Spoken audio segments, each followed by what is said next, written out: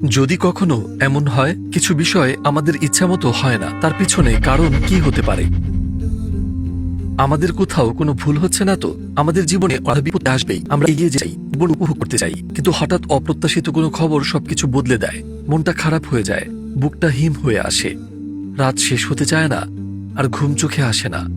এই কারণেই আল্লাহ কুরআনে নাজিল করেছেন দুটি ছোট কিন্তু অত্যন্ত শক্তিশালী সূরা, সূরা আল ফালাক এবং সূরা আন-নাস। আমাদের জন্য এক ঢাল, এক আশ্রয়, এক সুরক্ষা। জীবন শুধু চোখে যা দেখছি তাই নয়, এমন অনেক কিছুই আছে যা আমরা দেখি না, তবে যেগুলো থেকে আমাদের সুরক্ষা দরকার, যেমন জাদু, বদনজর, হিংসা, রাতের অদৃশ্য ক্ষতি, ওয়াসওয়াসা, আর মানুষ যারা শয়তানের মতো আচরণ করে, আমাদের শত্রু শত শত রূপে। এই সূরাগুলোর অর্থের ভেতর এমন গভীর সৌন্দর্য আছে, ভিডিও শেষ হলে আপনি ভাববেন, এতদিন আমি কিভাবে এগুলো না বুঝে না পড়েই বেঁচেছিলাম। ভিডিওর একেবারে শেষে আমরা এই সূরাগুলো সেই শেখা অর্থসহ তিলাওয়াত করব, আর ইনশাআল্লাহ তখন থেকেই অনেক কিছু বদলাতে শুরু করবে। যেসব কষ্ট আমাদের দিকে এগিয়ে আসছিল, ইনশাআল্লাহ সেগুলো দূর হয়ে যাবে। আপনি কি জানেন, একবার আমাদের নবী সাল্লাল্লাহু আলাইহি ওয়াসাল্লামের উপর জাদু করা হয়েছিল? লাবিদ নামে এক ইহুদি রাসূলুল্লাহ সাল্লাল্লাহু আলাইহি ওয়াসাল্লামের চুল চিরুনিতে জড়িয়ে জাদুর প্রস্তুতি নেয়, তারপর সেটি এক কুয়োর ভিতর ফেলে দেয়। এটা ছিল নবীজি সাল্লাল্লাহু আলাইহি ওয়াসাল্লামের জন্য এক পরীক্ষা। তিনি তীব্র অসুস্থতায় ভুগতে শুরু করলেন, তার দুর্বলতা আর অস্বস্তি দিন দিন বেড়েই যাচ্ছিল। তারপর আল্লাহ ওহীর মাধ্যমে তাকে সব জানালেন। সাহাবারা সঙ্গে সঙ্গেই সেই কুয়ার দিকে গেলেন, আর সত্যিই কুয়ার তলদেশে মিলল সেই চিরুনি, যেটার চারপাশে চুল পেঁচানো ছিল। এই ঘটনার পরেই নাজিল হয় সূরা আল ফালাক এবং সূরা আন-নাস। ওই চিরুনিতে ছিল 11টি গিট বাঁধা, আর এই দুই সূরায় মোট আয়াতও 11টি। রাসূলুল্লাহ সাল্লাল্লাহু আলাইহি ওয়াসাল্লাম প্রতিটি গিটের জন্য একটি করে আয়াত তিলাওয়াত করলেন। প্রতিবার আয়াত পড়ার সঙ্গে সঙ্গে একটি গিট খুলে যেত, আর তার স্বস্তি ফিরত। শেষ আয়াত তিলাওয়াতের সাথে সাথে শেষ গিটটিও খুলে গেল। অসুস্থতা, কষ্ট, জাদুর প্রভাব সবকিছুই দূর হয়ে গেল। এই কারণে এই দুই সূরার শক্তি এত ভয়ঙ্করভাবে বেশি। এর আগে নবীজি সাল্লাল্লাহু আলাইহি ওয়াসাল্লাম সুরক্ষার জন্য অন্য কিছু দোয়া পড়তেন, কিন্তু এই সূরাগুলো নাজিল হওয়ার পর তিনি এই দুটিকেই নিজের সুরক্ষার জন্য বেছে নিলেন। প্রতিদিন ঘুমানোর আগে নবীজি সাল্লাল্লাহু আলাইহি ওয়াসাল্লাম এই দুই সূরা এবং সূরা ইখলাস একসাথে তিলাওয়াত করতেন। তারপর দুহাতে ফু দিয়ে যতদূর শরীরে পৌঁছায় সব জায়গায় হাত বুলিয়ে নিতেন। এখন চলুন সূরা আল ফালাক দিয়ে আমাদের আলোচনা শুরু করি। প্রথম আয়াত কি? قل أعوذ برب الفلق। বলুন, আমি আশ্রয় চাই ভোরের রবের কাছে। কি অসাধারণ বাক্য! ভোরের রব, প্রভাতের পালনকর্তা। কিন্তু কেন ভোর? কারণ প্রতিটি রাতেরও তো একটা সকাল আছে, তাই না? ভোর আমাদের আশার কথা মনে করিয়ে দেয়। এটা আমাদের সেই সব অবস্থার কথা বলে যেখানে জীবন আমাদের মতো চলে না, যে কষ্টগুলো বুক ভারী করে রাখে। প্রতিটা রাতেরই একদিন ভোর হয়। এই আয়াত আমাদের তাই স্মরণ করিয়ে দেয়। ধরুন 10 বছর আগে কোনো একটি বিষয় আপনাকে ভীষণ কষ্ট দিচ্ছিল, আজ সেটি হয়তো পুরোপুরি নেই, অথবা আপনাকে আর তেমন প্রভাবিত করে না। আসলে সেই রাতেরও তো ভোর হয়ে গেছে। অনেক সময় আমাদের মনে হয় চারপাশের সবকিছুই যেন আমাদের উপর ভেঙে পড়ছে, কিন্তু এই রাতেরও একটি সকাল আছে। এই আশাতেই আমাদের কষ্টের সময়ে দৃঢ় থাকতে হবে। স্মরণ করুন ইউনুস আলাইহিসসালামের ঘটনা। তিনি মাছের পেটে বন্দী ছিলেন, উপরে ঝড়, চারদিকে সমুদ্রের তাণ্ডব। এর যে কঠিন অবস্থা আর কি হতে পারে? তখন তিনি স্বীকার করলেন, হে আমার রব, আমি সত্যিই নিজের উপরে জুলুম করেছি। তিনি গভীরভাবে অনুভব করলেন কেবল আল্লাহই তাকে রক্ষা করতে পারেন। এই অনুভূতি নিয়েই তিনি দোয়া করলেন, আর শেষ পর্যন্ত আল্লাহ তাকে উদ্ধার করলেন, নিরাপদ স্থানে পৌঁছে দিলেন। ইব্রাহিম আলাইহিসসালামের কথাও ভাবুন। তাকে বিশাল অগ্নিকুণ্ডে নিক্ষেপ করা হয়েছিল, এক বিশাল যন্ত্র দিয়ে। দেখতে মনে হচ্ছিল এখানে আর কোনো আশাই নেই, কিন্তু আল্লাহ আগুনকে তার উপর ঠান্ডা আর নিরাপদ করে দিলেন। অনেক সময় আমরা বলি, আমার অবস্থা খুব খারাপ, আমি আর বের হতে পারবো না, কোনো আশা নেই। কিন্তু যিনি আপনাকে একেবারে শূন্য থেকে সৃষ্টি করেছেন, যার শক্তি অনন্ত, যিনি পুরো বিশ্ব ব্রহ্মাণ্ডের মালিক, তিনি কি আপনার জন্য একটা রাস্তা খুলে দিতে পারেন না? আপনি এই দুনিয়ায় আর কয় বছর থাকবেন? 1000 বছর তো নয় নিশ্চয়ই। আর 100 বছর পর আপনি, আপনার প্রিয় মানুষরা, এমনকি যাদের সাথে আজ বিরোধ আছে, তাদের সবাই মাটির নিচে থাকবে। এই জীবন শেষ হয়ে যাবে একদিন। দুনিয়া তো সাময়িক, তাহলে আপনার কষ্টগুলো কিভাবে চিরস্থায়ী হবে? যে কষ্টকে একদিন বলেছিলেন এটা কোনোদিন যাবে না, সেটাও তো চলে গেছে। ভোর এসেছে, আশা ফিরেছে, এই আয়াত আমাদের সেই কথায় ভাবায়। আপনি বলেন, হে আমার রব, আমি কি করব? আর আল্লাহ আপনাকে বলেন, কুল, বলো। আপনি জিজ্ঞেস করেন, কি বলবো? أعوذ برب الفلق। আমি আশ্রয় চাই ভোরের রবের কাছে। সূর্য উঠবেই, অন্ধকার ভেদ করে আলো ছড়িয়ে পড়বে, সব অন্ধকার কেটে যাবে, আলো আসবেই। এই আশাকে বুকে নিয়ে আপনি কষ্টের দিনগুলো পার করবেন। পরের আয়াত, من شر ما خلق। এর মানে কি? যা কিছু তিনি সৃষ্টি করেছেন তার অনিষ্ট থেকে, কিন্তু 1 মিনিট, এই কষ্ট তো নিজে নিজে আসেনি, আল্লাহই এটি সৃষ্টি করেছেন। তাহলে আপনি যদি এটাকে নিয়ন্ত্রণ করতে না পারেন, আপনি কি করবেন? আপনাকে এমন কারো কাছে যেতে হবে যিনি এটাকে নিয়ন্ত্রণ করতে পারেন। এই আয়াতটা যেন আপনাকে ডেকে বলে, ভুল জায়গায় খোঁজার দরকার নেই, দূরে দৌড়ানোর দরকার নেই। যিনি এটাকে সৃষ্টি করেছেন এবং নিয়ন্ত্রণ করেন তিনিই হলেন আল্লাহ। একে সেই একই আল্লাহ নন যিনি জন্মের প্রথম দিন থেকে আজ পর্যন্ত আপনার উপর বর্ষণ করেছেন অগণিত নিয়ামত আর উপহার? হ্যাঁ, এর মানে হলো তিনি আপনাকে ভালোবাসেন। তাই যদি তিনি কোনো কষ্টের হুকুম দেন, তার ভেতরে অবশ্যই আপনার জন্য কোনো না কোনো কল্যাণ রয়েছে। এই বিশ্বাস আপনার হৃদয়কে শান্ত করে। আল্লাহ আপনার অবস্থা জানেন, আর শেষ পর্যন্ত এর মধ্যেই আপনার জন্য মঙ্গল নিহিত রেখেছেন। তিনি আপনাকে সেই দিকেই নিয়ে যাচ্ছেন। তাই আপনি কার কাছে সুরক্ষা চাইবেন? সেই আল্লাহর কাছেই, যিনি সৃষ্টি করেন, আবার নিয়ন্ত্রণও তারই হাতে। সুখী হতে আমাদের অনেক কারণ লাগে, কিন্তু দুঃখী হতে একটা মাত্র অভাবই যথেষ্ট। মনে করুন একটা গাড়ির কথা, চলতে তার শত শত যন্ত্রাংশ দরকার, স্টিয়ারিং, ইঞ্জিন, এক্সজস্ট আর কত অগণিত ছোট ছোট অংশ। কিন্তু এর মধ্যে একটি অংশ না থাকলেই গাড়ি আর চলে না। আমাদের জীবনও অনেকটা এই গাড়ির মতোই। আমরা এগিয়ে যাই, বাঁচি, প্ল্যান করি, কিন্তু মাঝে মাঝে একটি মাত্র অভাবেই আমাদের সমস্ত আনন্দ থেমে যায়। এটুকুই প্রমাণ করার জন্য যথেষ্ট আমাদের সুরক্ষা চাওয়া কতটা জরুরি। আপনি যখন আল্লাহর সাথে সম্পর্ক হারিয়ে ফেলেন, এক এক করে জীবনের সবকিছু লুটিয়ে পড়তে শুরু করে। চলুন একটু শুনে দেখি আমাদের কি কি থেকে সুরক্ষা দরকার। ভূমিকম্প, বন্যা, দুর্যোগ, রোগ ব্যাধি, প্রিয়জনের মৃত্যু, জাদু, জিন, দুর্ঘটনা, ব্যর্থতা, হতাশা, কত কিছুই না আছে। আরেকটি জিনিস যারা আপনাকে কষ্ট দেয়, আঘাত করে, কখনো যাকে ভাই ডেকেছেন, সেই হয়তো আপনার জীবন উলটপালট করে দিয়েছে। এগুলোও বাস্তবতা। আবার কখনো কিছু জিনিস বাইরে থেকে খুব ভালোই লাগে, কিন্তু ভেতরে তার ক্ষতি লুকিয়ে থাকে। তাই আমরা যখন এই আয়াত পড়ি, মিন শাররি মা খলাক, আমি কিসের থেকে আশ্রয় চাই? তার সৃষ্টির অনিষ্ট থেকে। আমরা এই সবকিছু থেকেই আল্লাহর কাছে সুরক্ষা চাই। আরেকটি বিষয় আছে যা থেকে আমাদের সুরক্ষা চাওয়া উচিত, আর সেটি হলো বদনজর বা আল আইন। বদনজর হলো কারো হিংসাপূর্ণ বা ভারী চোখের দৃষ্টিতে অদৃশ্য ক্ষতির সৃষ্টি হওয়া। দুই অবস্থায় বদনজর সবচেয়ে বেশি প্রভাব ফেলে। প্রথমত, আপনি কোনো কিছু দেখে মুগ্ধ হলেন, কিন্তু সেটাকে আল্লাহর সাথে জুড়লেন না। যেমন, আল্লাহ কত সুন্দর বানিয়েছেন না বলে শুধু বললেন, আহা কি সুন্দর। বিশেষত মায়েদের ক্ষেত্রে নিজের সন্তানদের প্রতিও বদনজর লাগতে পারে। মাশাআল্লাহ না বলে একের পর এক প্রশংসা অনেক সময় অজান্তেই প্রভাব ফেলে। দ্বিতীয় অবস্থাটি আরো ভয়ঙ্কর, সেটা হচ্ছে হিংসা। এই দৃষ্টি অন্যের ক্ষতি টেনে আনতে পারে। আল্লাহ আমাদের রক্ষা করুন। কিন্তু কিভাবে বুঝবো আমি বদনজরে আক্রান্ত হয়েছি কিনা? হঠাৎ সবকিছু একের পর এক বিগড়ে যেতে শুরু করলো। যা ধরে রাখতে চাইলেন তা হাতছাড়া হয়ে যাচ্ছে। বিশেষ করে কোনো বড় সাফল্যের ঠিক পরপরই অদ্ভুত কিছু ঘটতে শুরু করলে এগুলো বদনজরের লক্ষণ হতে পারে। কিন্তু আমরা এসব নিয়ে কথা বলছি কেন?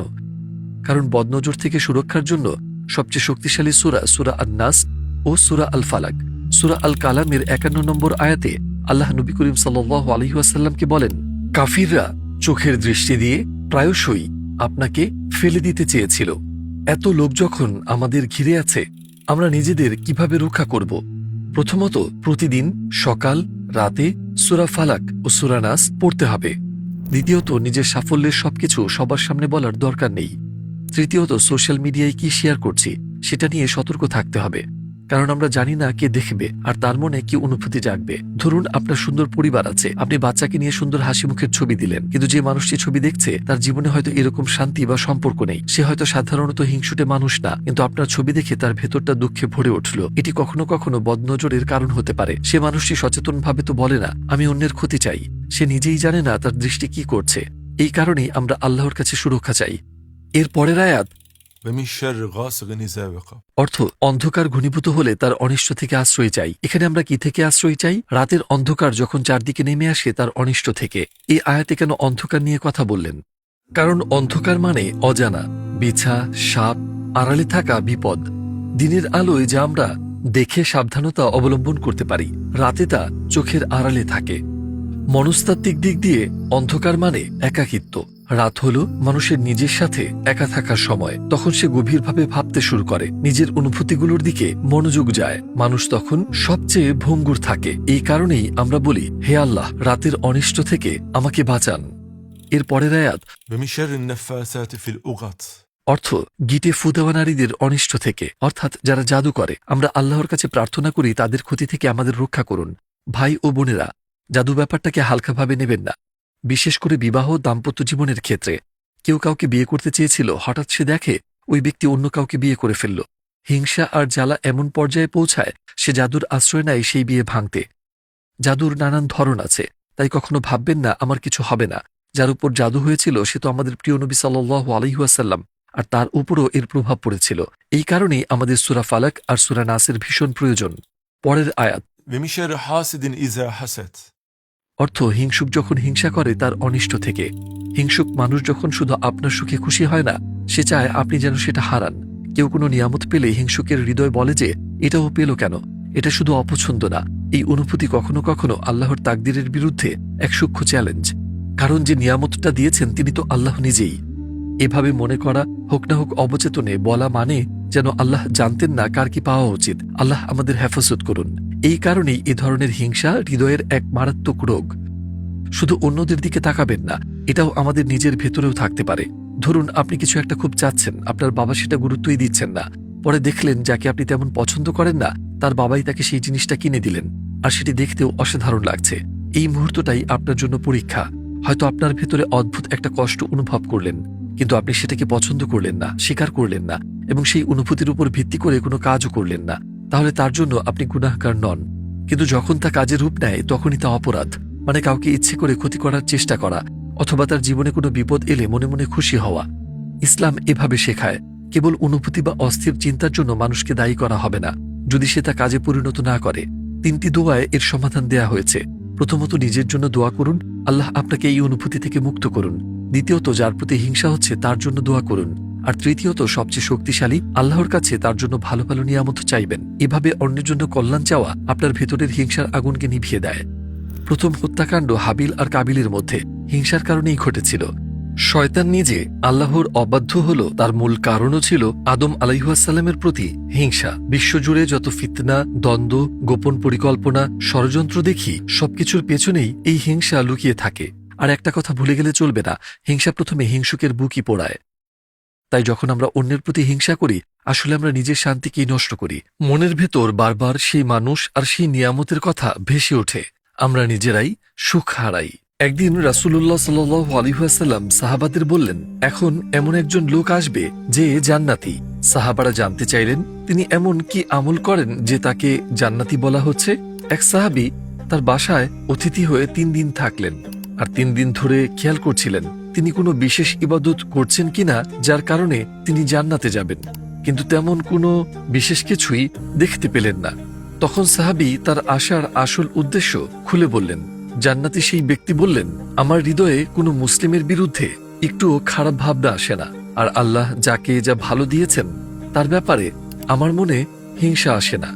দেখলেন তো, একটা হিংসাই মানুষকে জাহান্নামের দিকে নিয়ে যেতে পারে। আবার সেই হিংসা ছাড়ার সিদ্ধান্তই কাউকে জান্নাতের পথে দাঁড় করাতে পারে। ঠিক এই বাক্যটি আছে সূরা আল ফালাকে।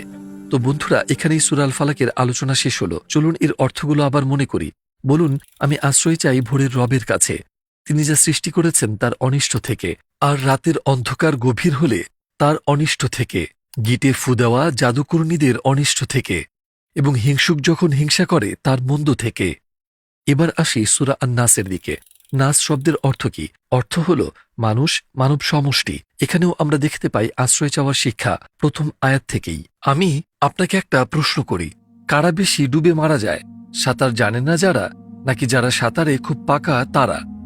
বলা হয়ে থাকে যারা সাঁতার জানে তারাই বেশি ডুবে মারা যায়, কারণ যারা পারে না তারা গভীর জলে নামেই না। তারা সাবধান থাকে, বলে ওদিকে যাব না, পানি 3 মিটার, আমি পারবো না। কিন্তু যারা সাঁতারে আত্মবিশ্বাসী তারা গভীর পানিতে নেমে পড়ে, ভাবতে থাকে আমার কিছু হবে না। সমস্যাটা এখানেই। তখনই ভুল হয়, নিজের উপর অতিরিক্ত ভরসা, ভাবনা আমার কিছু হবে না, আমি সব সামলাতে পারি। যে মানুষেরা এভাবে চিন্তা করে তার অবস্থা অসতর্ক বক্সারের মতোই হয়ে থাকে। ঠিক তখনই দেখা যায় একটা ঘুষি এসে তাকে দুর্বল করে দেয়। ভাই বোনেরা, আমাদের ভাবা উচিত আমি শয়তানের কাছে হেরে যেতে পারি, সে আমার সকল দুর্বল জায়গা চেনে, তাই আমি আল্লাহর কাছে আশ্রয় চাই। এখন কেউ কেউ সতর্ক, তারা গার্ড তুলে রেখেছে। সূরা আল ফালাক, সূরা আন-নাস নিয়ে আলোচনা শুনে নিজেকে সুরক্ষিত রাখতে চেষ্টা করে। আবার কেউ কেউ বলে আমার কিছু হবে না। এভাবে বলতে বলতে সে নিজেকে লক্ষ্য বানিয়ে ফেলে। আর ঠিক এখানেই আসে قل أعوذ برب الناس ملك الناس إله الناس। বলুন আমি আশ্রয় চাই মানবজাতির রবের কাছে, সমস্ত মানবজাতির মালিকের কাছে, মানবজাতির ইলাহের কাছে। এখানে তিনটি পরিচয়ে আল্লাহকে ডাকা হয়েছে, রব, মালিক, ইলাহ। আমরা কার কাছে আশ্রয় চাইছি? আমাদের রবের, আমাদের প্রকৃত বাদশাহের, একমাত্র মাবুদের। এ থেকে আমরা কি বুঝি? এই দুনিয়ায় আমাদের চারপাশের নানা কিছু আমাদের ভয় দেখায়। সেটা কোনো ব্যক্তি, অসুখ কিংবা মৃত্যু। আমরা ভাবি ওই লোকটি আমাকে যদি ক্ষতি করে, কিন্তু এসবই আল্লাহর সামনে প্রচন্ড দুর্বল। তাদের কোনো ক্ষমতা নেই। আসল শক্তি তো শুধুই আল্লাহর। মানে আমরা কার কাছে আশ্রয় নেব? সেই আল্লাহর কাছে যিনি আমাদের রব, আমাদের প্রকৃত মালিক, আমাদের একমাত্র ইলাহ। যে সব কিছুতে আমরা ভয় পাই সেগুলো আল্লাহর সীমাহীন ক্ষমতার সামনে কিছুই না। নমরুদের কথা ভাবুন। এক জালিম রাজা, সে মানুষকে জুলুম করত, সবাই তাকে ভয় পেত। এজন্য আল্লাহ কি করলেন? আল্লাহ তাকে ধ্বংস করতে একটি ক্ষুদ্র সৈন্য পাঠালেন। একটি ছোট মাছি সেনাদের পাহারা ডিঙিয়ে প্রাসাদের দেয়াল পেরিয়ে তা তার নাকের ভিতরে ঢুকে গেল, সেখান থেকে মস্তিষ্কে পৌঁছে গেল। তখন নমরুদ নিজের উপর নিয়ন্ত্রণ হারিয়ে ফেলল। নিজেকে খোদা দাবি করা সেই রাজা পরিশেষে কি এক ক্ষুদ্র মাছির কাছেই অসহায় হয়ে পড়ল। সে পাগলের মতো দেয়ালে মাথা ঠুকতে লাগল। দিনের পর দিন যন্ত্রণা পেয়ে দুনিয়া থেকেই চলে গেল। যে ভাবত সে পৃথিবী শাসন করে, আল্লাহ চাইলে একটা ছোট্ট মাছিতেই কিংবা তার চেয়েও ক্ষুদ্র কিছুর মাধ্যমে তার শক্তিকে ভেঙে চুরমার করে দিতে পারেন। ফিরাউনের ঘটনাও তাই। সে মানুষের উপর নির্যাতন করত। মুসা আলাইহিসসালাম যখন তার কওমকে নিয়ে সমুদ্রের কাছে এসে দাঁড়ালেন, পিছনে ফিরাউনের বাহিনী, সামনে উত্তাল সমুদ্র। মুসা আলাইহিসসালাম কার দিকে ফিরলেন? আল্লাহর দিকে আশ্রয় আর সাহায্য চাইলেন। অতঃপর আল্লাহর হুকুমে তিনি লাঠি দিয়ে সমুদ্রে আঘাত করলেন, আর সমুদ্র দ্বিখণ্ডিত হয়ে গেল। দুপাশে পানি দেওয়াল হয়ে দাঁড়ালো, আর মাঝখানে শুকনো রাস্তা। মুসা আলাইহিসসালাম ও তার কওম ওই পথ দিয়ে হেঁটে পার হয়ে গেলেন। ফিরাউনও দাম্ভিকতার সাথে সেই পথে ঢুকল। আল্লাহ তখন পানিকে একত্র করে দিলেন। সে ও তার বাহিনী সাগরে ডুবে গেল। আমি কি বলতে চাচ্ছি? আমাদের আশ্রয় নেওয়া উচিত কার কাছে? আমাদের রব, আমাদের মালিক, আমাদের ইলাহ আল্লাহর কাছে। কারণ তার চেয়ে বড় কোনো শাসক নেই। আমরা কেন তার কাছে আশ্রয় চাই? কারণ সবকিছুর চাবি তার হাতে, সবকিছু তার নিয়ন্ত্রণে, সবকিছু তার ইচ্ছায় ঘটে। একটি পাতা পর্যন্ত পড়ে না তার ইচ্ছা ছাড়া। চিন্তা করে দেখুন, যার ক্ষমতা অনন্ত, তার জন্য করা অসম্ভব কি আছে? কিছুই না। মানুষ আর সমস্ত সৃষ্টির ক্ষমতার সীমা আছে, কিন্তু আল্লাহর ক্ষমতার কোনো সীমা নেই। তিনি না চাইলে কিছুই ঘটতে পারে না। আমরা যখন বলি আমি আশ্রয় চাই অসীম ক্ষমতাধর আমার প্রভুর কাছে, তখন আমরা এই অসীম শক্তির দরজায় কড়া নাড়ছি। এরপর আসে من شر الوسواس الخناس الذي يوسوس في صدور الناس। এর মানে কি? আমি আশ্রয় চাই সেই কুমন্ত্রণা দানকারী থেকে, যে ফিসফিস করে আবার সরে যায়, যে মানুষের বুকে কুমন্ত্রণা ঢালে। ভাই ও বোনেরা, আমরা এখানে কিসের থেকে আশ্রয় চাই? ওয়াসওয়াসা থেকে, শয়তানের দেয়া সেই নোংরা ভাবনা থেকে। আমরা আল্লাহকে বলি, হে আল্লাহ, এই কুমন্ত্রণা থেকে আপনি আমাদের বাঁচিয়ে রাখুন। এখানে একটা সূক্ষ্ম পার্থক্য আছে। আয়াতে বলা হয়েছে ফি সুদুরিন নাস, মানুষের বুকে, কিন্তু ফি কুলুবিন নাস, হৃদয়ে বলা হয়নি।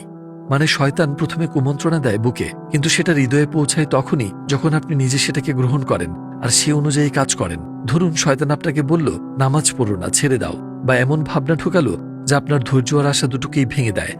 এই সময়ে ওই চিন্তা আপনার বুকে আছে, এখনো হৃদয়ে পুরোপুরি বসেনি। শুধু যদি আপনি এসব পছন্দ করেন, তাহলেই এসব আপনার হৃদয়ে পৌঁছাবে। আপনি যদি সেই কুমন্ত্রণায় কান দেন এবং এভাবে ভাবেন আমি ইবাদত করব না, নামাজ পড়ব না, আমি ইতিমধ্যে ওযু নিয়ে উদ্বিগ্ন, এগুলো শয়তানের পাঠানো চিন্তা, যা আপনার ভালো কাজকে থামাতে চায়, ইবাদত থেকে সরিয়ে দিতে চায়, আল্লাহ সম্পর্কে হতাশা ঢোকাতে চায়। তাহলে ওয়াসওয়াসা শব্দটি শুনে আমাদের কি ভাবা দরকার? এটি হচ্ছে শয়তানের ফিসফিসানি, যে কণ্ঠস্বর খারাপকে নির্দেশ দেয়, যে ভাবনা ভালোকে বাধা দেয়, যা আপনাকে ইবাদত ত্যাগে বাধ্য করে।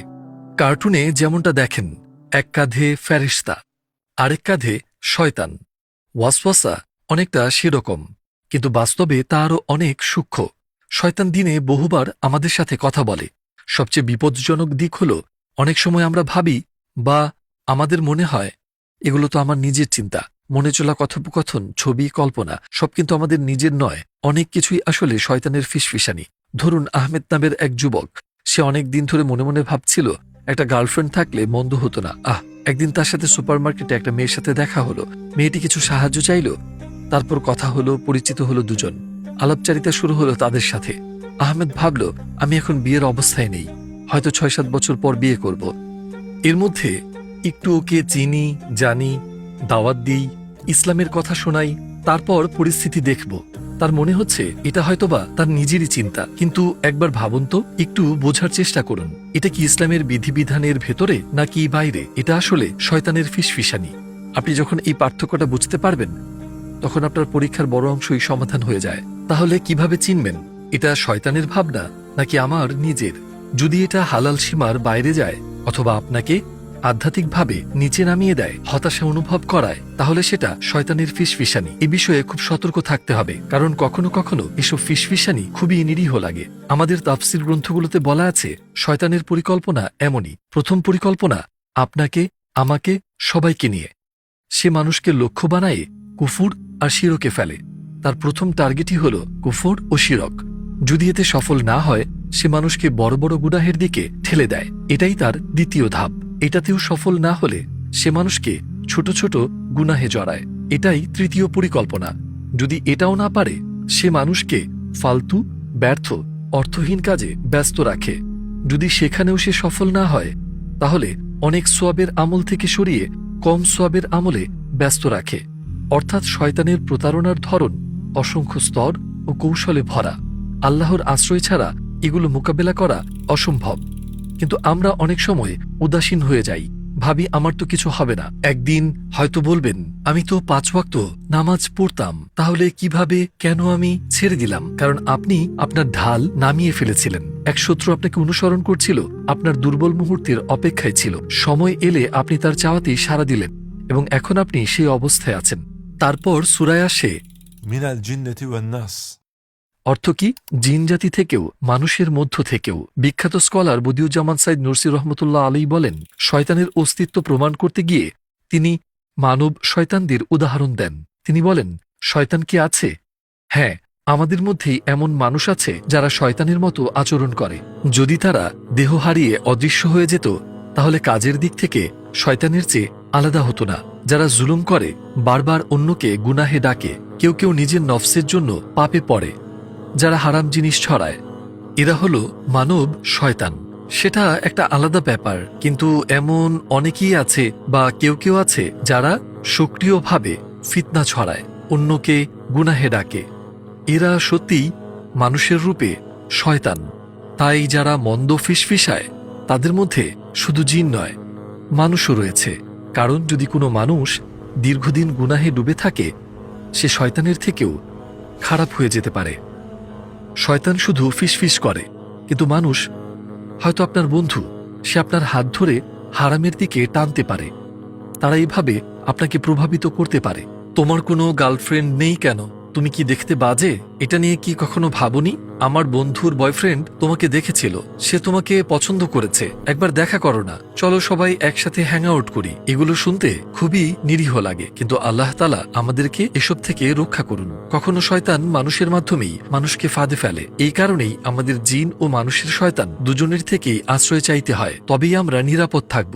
এখন চলুন সব আয়াত স্মরণ করি। আশ্রয় চাই মানুষের রবের কাছে, মানুষের প্রকৃত মালিকের কাছে, মানুষের ইলাহ উপাস্যের কাছে, যে ফিসফিস করে তারপর লুকিয়ে যায়, যে মানুষের বুকে কুমন্ত্রণা ঢালে, জিনদের মধ্য থেকেও, মানুষদের মধ্য থেকেও। হ্যাঁ, সূরা ফালাক ও সূরা নাস এখন সম্পূর্ণ হল। একটি কথা হচ্ছে, পাঠ না শেখা পর্যন্ত পরীক্ষা বারবার ফিরে আসে। আমাদের জীবনের পরীক্ষাগুলো, কষ্টগুলো, এসব আসলে আল্লাহর সতর্কবার্তা আমাদের শেখানোর জন্য যে আমরা তাকে ছাড়া বাঁচতে পারি না। এসব পরীক্ষার মাধ্যমে আল্লাহ বলেন, আমার আশ্রয় নাও। তারপর এমন সূরাগুলোর মাধ্যমে তিনি আমাদের পথ দেখান। এখন আমরা জানি রাত অন্ধকার হতে পারে, পরীক্ষা নীরবে এগিয়ে আসতে পারে, কিন্তু আমাদের আছে এক রব, এক মালিক, এক ইলাহ। যেমন ফালাক ভোর অন্ধকার ভেঙে আলো আনে, তেমনি নাস উপাসক মানুষ শয়তানের ফিসফিসানিকে স্তব্ধ করে দেয়। আজ থেকে আপনার একটি অভ্যাস বদলান। ঘুমানোর আগে সূরা ফালাক ও সূরা নাস পড়ুন, যেমন পড়তেন রাসূলুল্লাহ সাল্লাল্লাহু আলাইহি ওয়াসাল্লাম। কিন্তু এবার অর্থ বুঝে হৃদয়ে অনুভব করে আল্লাহর আশ্রয় চান, তার কাছে নিজেকে সমর্পণ করুন। কারণ যে রাত আপনি এই 2 সূরা ছাড়া ঘুমান, সেই রাতে আপনি ঢাল খুলে রাখছেন, আর যখন পড়েন আপনি ঢাল পড়ে নিচ্ছেন। আর কোনো অন্ধকারই আপনাকে অসহায় করতে পারবে না, কারণ আপনি শিখে ফেলেছেন ভোরের রবের কাছে আশ্রয় নিতে। এই সিরিজের প্রথম ভিডিও ছিল সূরা ফাতিহা। আলহামদুলিল্লাহ, ওটি ছিল অত্যন্ত গভীর এবং অনুপ্রেরণাদায়ক। আর পরের ভিডিওতে আমরা আরও গভীরে যাব। দুয়ার প্রথম বাক্য, সুবহানাকাল্লাহুম্মা, হে আল্লাহ আপনি পবিত্র। ইনশাআল্লাহ এই সিরিজ শেষ হওয়ার আগে আমরা আমাদের পড়া সব আয়াতকে বুঝে যাব। ইনশাআল্লাহ আমাদের সালাতে আসবে মনোযোগ, আসবে গভীরতা, আসবে বিনয়, আর ইনশাআল্লাহ আমরা হাঁটব টুয়ার্ডস ইটার্নিটির পথে।